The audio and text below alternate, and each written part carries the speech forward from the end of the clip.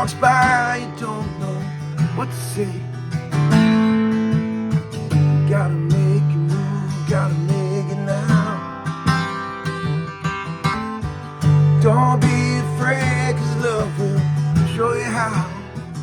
Gotta take that first step, ask her out, treat her like a lady. Second step, tell her she's the one you're dreaming of. Third step, take her in your arms and never let her go. Don't you know, step by step, step by step, you in love. On this fine Memorial Day weekend. I'm sorry, friends. I know I can't sing, but sometimes I feel the spirit in me, and it has to get out. I was gonna do a depressing song like I usually do on Memorial Day, like one of those old Ry Cooder songs, but I said, fuck it. Let's give him some Eddie Rabbit. Oh man, I hope you guys are great. I've been doing real man stuff lately. You know, that man stuff like cleaning out garages and sheds. I got this shed on my property that is a fucking mess. It's like a 20 by 20 big ass shed that's kind of newish, actually. The guy that I bought this house from kind of had it built like a year or two before he sold it, and I'll eventually turn it into a recording studio, but slowly but surely fixing it up. Just had electricity run out to it, and it was a fucking disaster out there, and I spent a whole week cleaning it. I've been going through all this shit that I haven't seen in a long time, and you know, it's a good feeling when you start to get a little organized, you know. But there's all kind of shit. There's a brand new, never even opened in the box, Craftsman gas-powered compressor. A generator. I mean, not a compressor, a generator. Like, I bought it back when I was, we were getting all those storms and I was losing power all the time. Big ass gas, never even opened a thing. I'll tell you what model it is. If anybody wants it, I'll sell it to you for cheap. Do a real garage sale. Not just one of these fake garage sales where I sell high-end music gear. Real garage sale. I got a bunch of old road cases. You know, I could be talked out of really nice Marshall head and 412 cases. I got some nice shit out there. I got a ton of old parts, guitar parts, speakers, a bunch of shit like that. I'm just trying to get organized. It's nice when you get things, you know, straight, where you actually know where things are. It's a beautiful feeling. I hope you guys are gonna grill out and do the American thing and pay homage to those who gave their lives to make sure you could sit out by the pool and grill out. Maybe tonight you should, after the kids get to bed, do what I usually do. Watch some really intense old videos on YouTube about some of the shit that some people had to do to be able to make America the way it was, the way it is. It's never good. It's never a bad idea to remind yourself. I would have never made it in the military. I think about that all the time. I just don't have that kind of constitution. I feel like I've got a strong will and all that, but man,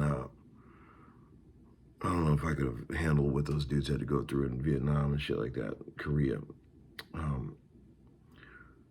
It's amazing. I guess you just do what you got to do once you get there. I like to watch those videos about the Vietnam tunnel rats. You know, those guys that had to go down in the fucking tunnels, and can you fucking imagine what that must have been like? You got to be a bad motherfucker to be doing some shit like that.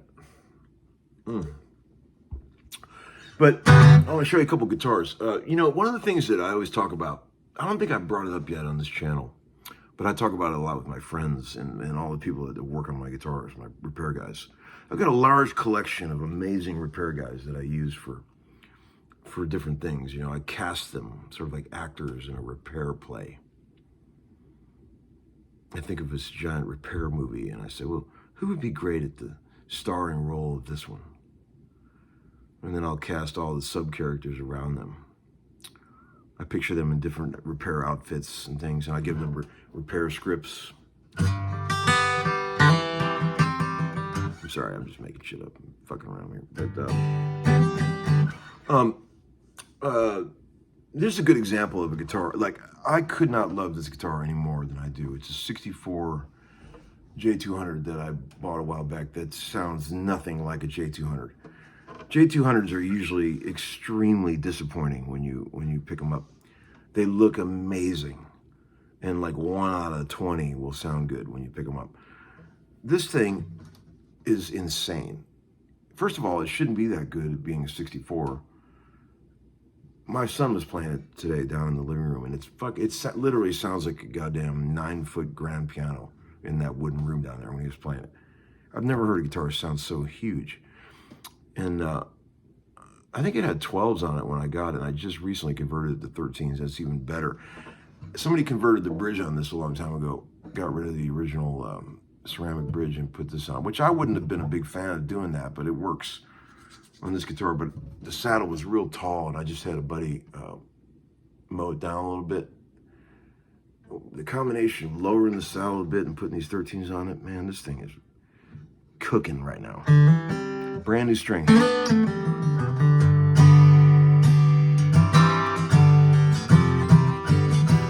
Come on, man. In case you're ever wondering what I think is the perfect acoustic guitar sound, well, there it is. And the tuning is good on it too. The tuning is way better now that I cut the saddle down. I take this to sessions all the time. Like, some of the producers that I work for really love this guitar. Brandon Hood, every time he hires me for a session, he'll say, "Bring that guitar, man, bring that guitar." The microphone loves this thing.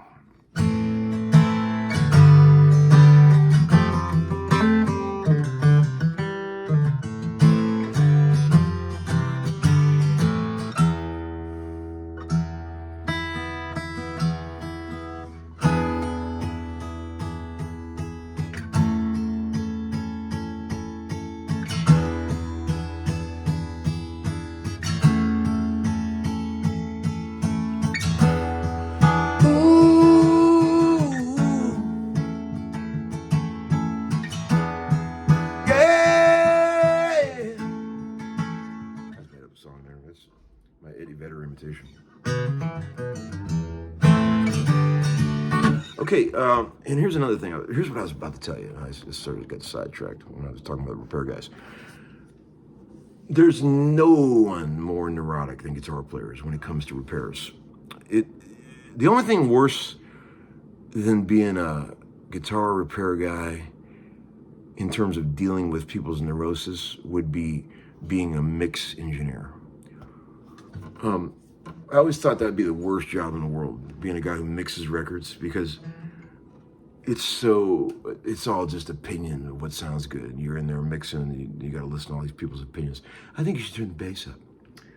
Yeah, I don't think that hi-hat's cutting through. Hey, are you sure that vocal's loud enough? After a week of that, I would definitely be out in the shed with a gun in my mouth. I don't know how they do it, man. I really don't, those guys. But a guitar repair guy is really close in terms of dealing with people's neurosis. Guitar players are very neurotic about their gear. They want you to fix something, but they don't want you to do this, and this, right?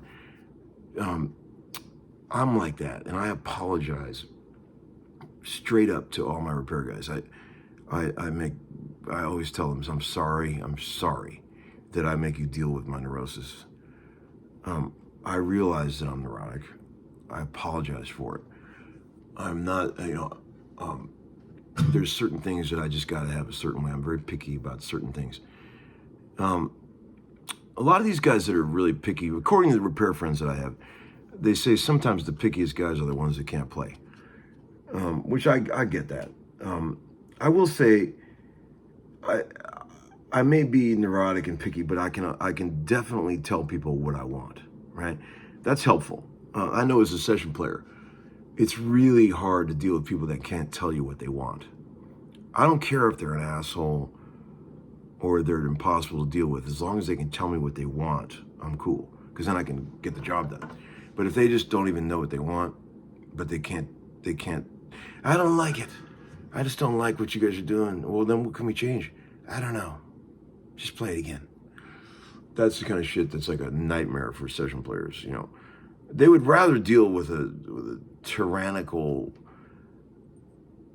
just egomaniac who was actually mean, as long as the guy could tell them what they wanted, what he wanted. Like, I'll deal with anybody as long as they know what they're looking for. It's always a nice bonus when they're actually nice too, you know. But I always apologize to repair guys, you know. Like, I'll be like, man, I'm sorry guys, but can you just do it like this and this and this and this?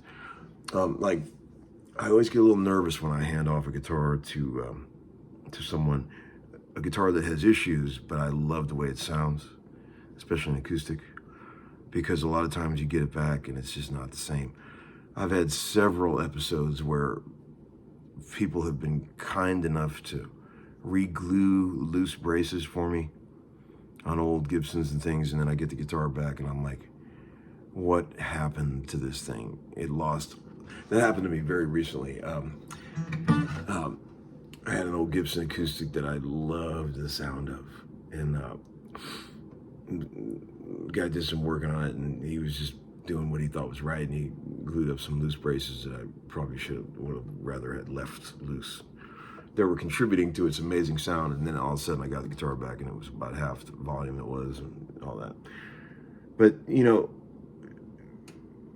sometimes the problems with these old guitars are what make it cool. You know, you'll hear people say things like microphonic pickups sound better and all these things. You know, there's a lot of opinions about that, but most of it really is just people's neurosis. They get it in their mind that if you fuck with anything, it's going to ruin the guitar. You know, but it won't play in tune, and the frets are knackered, and et cetera, et cetera. But just recently, I had an episode where I got pretty spooked, and I was gonna show you. I'll show you. This is a good example of the kind of neurosis that I deal with. Okay, so this 55 Custom, right? I bought this guitar a while back. You guys remember? And the frets were fucking totally mowed down, basically flush with the wood. And even in that condition, it still played. Like, I could take it to sessions, and as long as I wasn't trying to do anything crazy on it, it still played. I knew I was going to have to eventually refret it because it was so pitted that it wouldn't tune up really. And so I brought it into my buddy that refrets a ton of guitars for me, and I said, man, I'm real nervous about this one. I really like the fact that it has no frets. I love how woody it is like that, but I know it needs frets. So they fretted it up for me. And when I got it back, they did a beautiful fret job. And they did a perfect job. Like, no complaints, but I felt like it totally changed the personality of the guitar, and I was like upset. Not that they didn't do a great job. It just felt too different than what it was. I guess I got used to playing it with no frets, you know, and these guys were just trying to make it spec out like a regular guitar should, and they did a fine job. And I just got freaked out because it kind of felt, oh no, I just ruined one of my favorite guitars, you know. Fuck, I should have just left it alone. All that shit. And then I started looking at it, and I just said, you know what? I'm not gonna panic. I took it to a different guy, a guy named Dougie that works over at Rumble Seat, who's great, Doug Gerald. You guys should check him out. And I just said, Dougie, I know I'm fucking crazy, but can you look at this? And he goes, this is a great fret job, man. There's nothing wrong with it. I go, I know, man, but I just feel like distant from the guitar when I try to play it. I can't feel the guitar anymore. All I can feel is frets. And I said, man, let's just mow these frets down, the new ones that they put in. You know, I don't like tall frets. I don't like it when I usually end up at about 38 thousandths tall, which is, most guys would think is too low for frets, but I like low frets, and I like to feel the wood on the fretboard.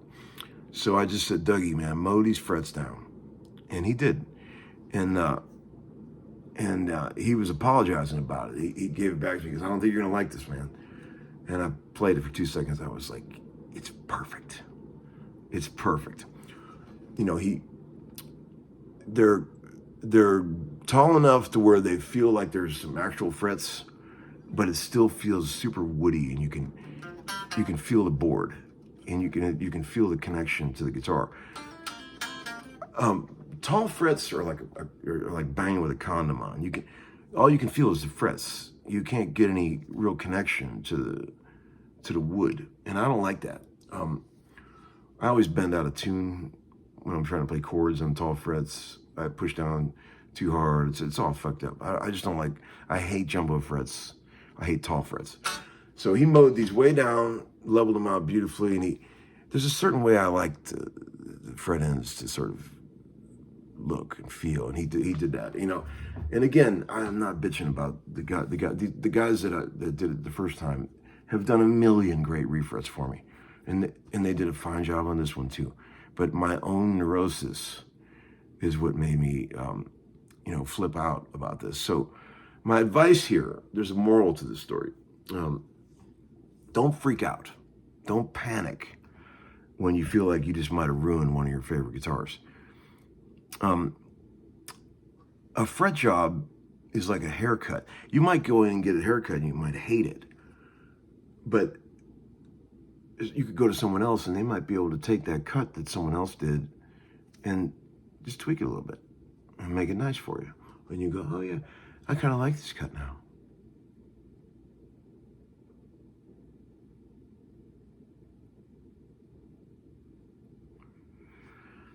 So that's my advice. And also, here's another piece of advice. Don't ever do more than one thing to a guitar at a time. If you're fucking with an old guitar, just do one thing at a time. Because then you can tell if something gets fucked up, what just caused it. Like if you're trying to do 3 things at once and then you get it back and you hate it, you don't even know which one of the 3 things is making you hate it. Just do one thing at a time. Takes a little longer, but it's okay. You know, don't change the nut, the bridge, and frets, and everything all at once, you know, unless it's just a total basket case guitar that needs everything. But try to do it slowly and just figure out what you need as little as possible. I'm telling you, years of experience here on this, friends. I had a funny story I was going to tell you, totally unrelated to any of this shit. You guys you love ghost stories. You remember when I told you the ghost story about the old haunted car I used to have? If you want to go back and look at that episode, it was called The Black Cloud. I did it a long time ago. I had a haunted muscle car. It really was spooked. Some guy sent me a comment the other day and said, Larry, have you ever had a guitar that you thought was haunted? And I have a funny story about that. A while back, I was dating this gal, sweet gal. Really cool person. We're still good friends. You know, we're not quite dating anymore, but you know, it was like really nice experience to hang out with her. And she was a very spiritual person. And you know, I'm a Cleveland guy, pretty skeptical. You know, sort of. You know, I'm not really one to believe in all types of spirituality and things like that. Although I do totally know that this shit exists in this world. I wanted to sort of just be Cleveland about it and just sort of act like it's not there. I'm more comfortable like that, you know? Ghosts, shit like that. I just want to leave that shit alone, you know? She would occasionally stay over, and she was big on meditating, and she would stay up. She liked to come up in this room and meditate because it was very quiet. Like in the morning, she would meditate. And every once in a while, she would say, yeah, some of those old guitars up there are really talking to me. And I'd be like, oh yeah, they got energy. And I'm like, yeah, well, you know, you could imagine that this old shit has a lot of energy. The houses, guitars, they soak up a lot of people's energy. And they are like, I do believe they pass the shit forward. You can believe whatever you want. You could think I'm crazy, whatever. I'm not trying to convert anybody or anything. I don't give a fuck what you think. I'm just telling you what I think. So I was curious. I was like, wow, really? Which guitars do you think are, you know, talking to you the most? She would say, I don't know. She didn't know anything about guitars. she would just say, they just have a lot of energy. And I said, was it bad energy? She's like, not necessarily. She just said that some of these things have energy that sort of trapped in the instrument that may need to be passed on. You guys probably know more about this than I do. Anyway, I asked her a couple times, would you show me which some of these guitars? She was like, no. I don't want to play that game. It's not a party trick, you know. And I said, well, if you ever get in the mood to, like, you know, show me which guitars, you know, you can feel energy from, please tell me. She's like, so one night she stayed over and she said, I'll do that in the morning. She went up and meditated. And after an hour of meditating up here, she came back down. She's like, all right, I can tell you what I've discovered. And I knew she was going to be doing that, right? So there was about, you know, he's got like 20 some guitars hanging around up here, you know, sitting on these stands. Remember that 55 Junior I bought a while back from Elliot at Rumble Seat, from the original owner? Like, and the guy's picture was in the case. Thomas Boots. And it was like the one owner its whole life, and it came from like West Virginia and coal miner kind of thing. I always had a feeling about that guitar. It was a cool guitar, but I always thought there was something creepy about it. And I had it in the closet. She had never seen it. It wasn't out on one of these stands. So I knew she was going to be coming up here the next morning. So I actually went and took it out of the closet and I put it amongst all the other guitars on the stand. There was probably about 20 some guitars, all old guitars sitting around. So she came downstairs and she's like, well, you want me to show you what I discovered? And I was like, yeah. So I took my coffee up there and she walked right over and pointed right at that 55 Junior. She goes, this one. And I was just like, whoa. She's like, I go, is it haunted? Or she's like, no, it's just got some weird energy in it. A lot of old antiques will have like energy that gets trapped in it. It's not, you can release it. It's not a big deal. But how creepy is that, friends? That she just went right to that guitar. Maybe I do feel things that I can't explain. She used to always say that we all have that sort of power within us, but most of us just don't care or know how to access it, which I do believe. You know, I know that's a little weird to talk about, but we get pretty deep on the homeschooling program.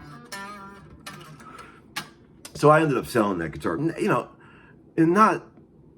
it was a great guitar. And I'm sure that anybody whoever bought it is in love with it. I loved it. And that's not why I sold it. But it was just funny that all happened surrounding that instrument. And I just think shit like that's kind of cool. That's all. It has nothing to do with Memorial Day, but I just thought it was a fun story. Somebody asked if I ever had a haunted guitar. Well, there you go. There's your answer.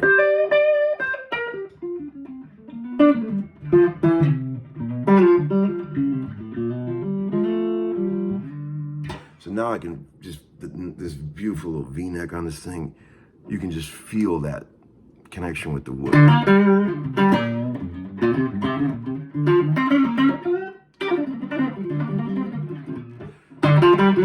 Oh, right there. I don't even need the volume up. Check it out.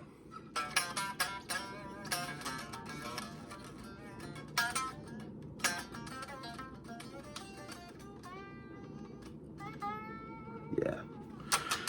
Okay, so that's enough for today. Hope you guys are doing great. No bullshit. All jokes aside, any of you guys out there that really are veterans, have spent time, you know, doing your job out there, I've always had great respect for y'all, and I continue to do so. And so do my children. They're very reverent of people that have been in the military, and they study their history. And that's it for today, friends. And we'll talk soon. Have a great week. Peace out. Hello, friends. It's Uncle Larry coming at you. Happy Memorial Day to all of you. And like any good American, I've been cleaning the shed all day.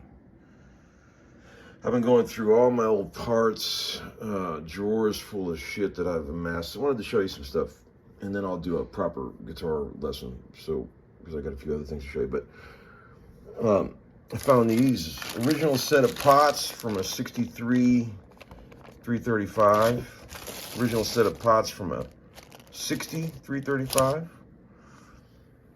Pair of unopened patent sticker pickups from a 69 Les Paul Custom.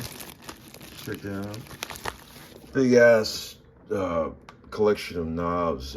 Some good shit in here. Look at the real shit. There it is, friends. Good shit. There you go. Got some cool 50s Les Pauls Junior knobs. There's some cool reflectors from an early 60s SG. Cool old Guild knobs, old Marshall knobs. There's the original reactor tower knobs from my old Big Muff. Some newish, kind of slash oldish stuff. You know, stuff that a life's work, really, of collecting and amassing shit. So I'm trying to find the right thing to put these in. This will be sick. These are badass. 7.9K. This is out of a 69 Les Paul Custom. Those are going to be bangers. You know, I would sell these pots if anybody's looking for some cool old pots. If you need some pots for a 6335 or a 63, I'm going to make sure that the SG I just got the original pots. If it doesn't, I'll put these in there. But anybody wants some of this stuff, let me know. You know, I like to make good deals on stuff. That's hilarious. Now, I'm going to show you a couple guitars. Hang on.